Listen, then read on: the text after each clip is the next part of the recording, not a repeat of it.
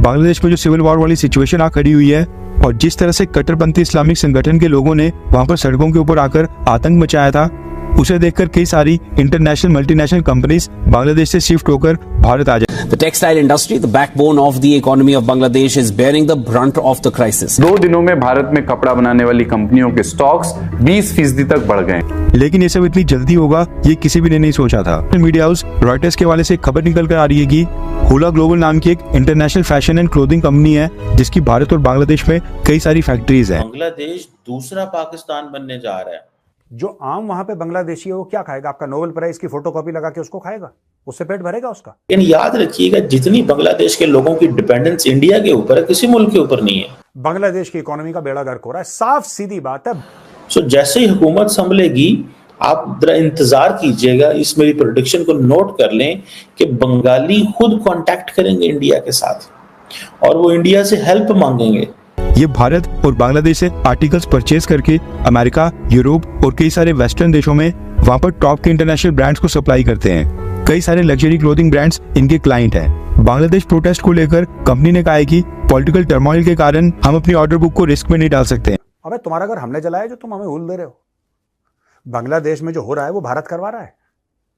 तुम लोग खुद जाहिल हो, तुम लोग जाहिल हो, एक दूसरे को मार रहे हो, उसमें भारत का क्या लेना? इसलिए कंपनी ने फैसला किया है कि सभी ऑर्डर्स हैं वो बांग्लादेश से शिफ्ट करके भारत के सप्लायर्स को दे दिए जाए। जय हिंद दोस्तों, स्वागत है एक और वीडियो में। दोस्तों, भारत आपदा में अवसर हमेशा तलाश करता है, लेकिन इस बार तो अवसर खुद ही बन गया है।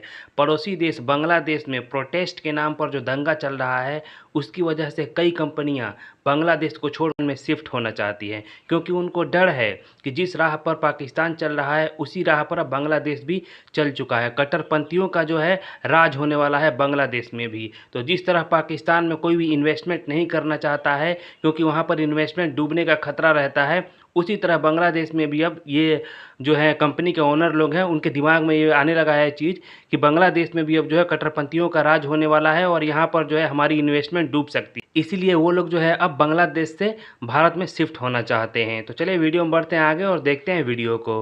निर्मला सीतारमन जी जो कि फाइनेंस मिनिस्टर है, वो कहती है इस आदमी को तो आता ही नहीं कुछ। होगा तेरे पास नोबेल प्राइज भाई, होगा, हमें उसका क्या करना? चाटना है तुम्हारे नोबेल प्राइज को।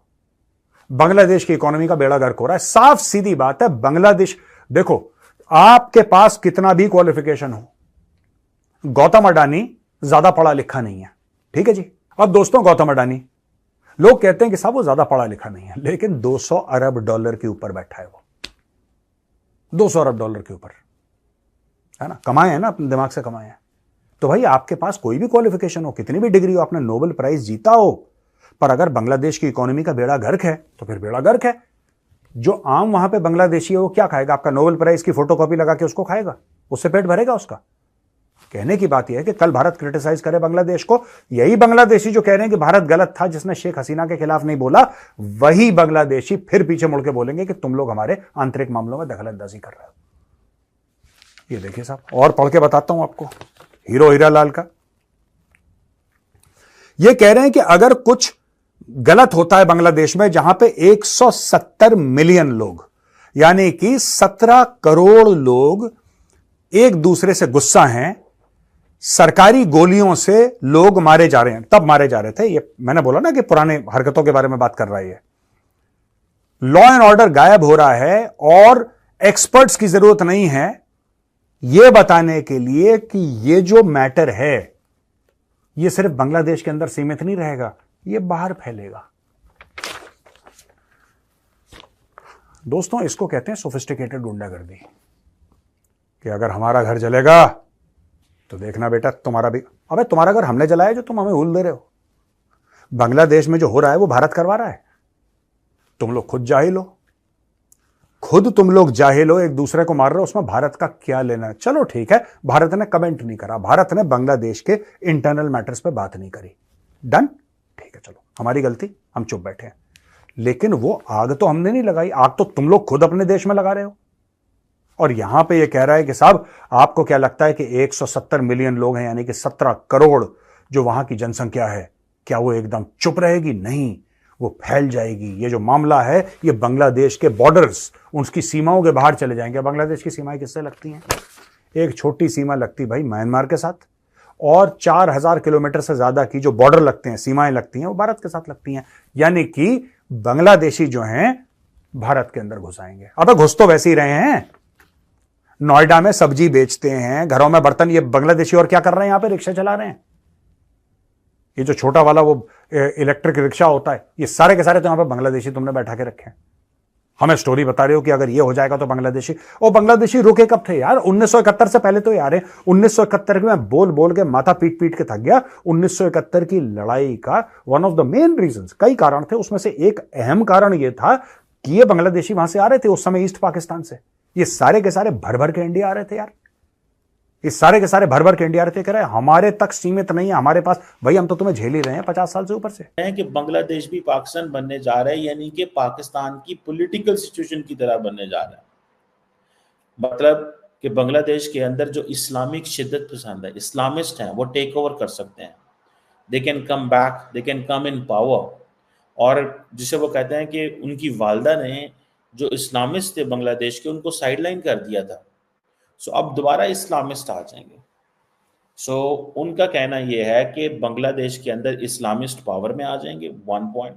सेकेंडली, बांग्लादेश जो है वो पॉलिटिकली फुली एक जो है ना इंस्टेबिलिटी की तरफ जा रहा है। और पाकिस्तान का जो हुकूमत है, जारी बात है, वो तो इस पे क्या कमेंट करेंगे, because we call it this is an evolving situation. हालात अभी बदल रहे हैं, लेकिन जारी बात है उन्होंने ये गुस्से में बयान दिया है।